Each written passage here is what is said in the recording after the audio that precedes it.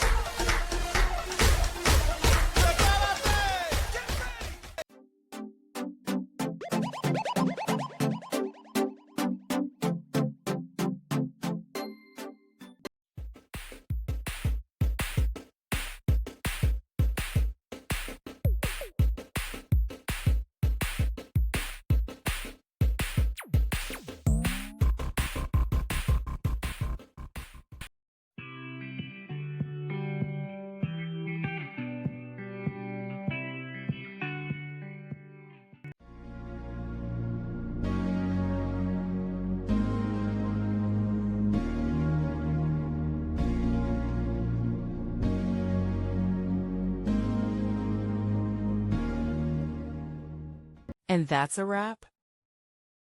I hope you found the answer you were looking for. If you did, take a second to hit that subscribe button. It really helps out. And let me know in the comments which solution worked best for you. See you next time in the debug zone.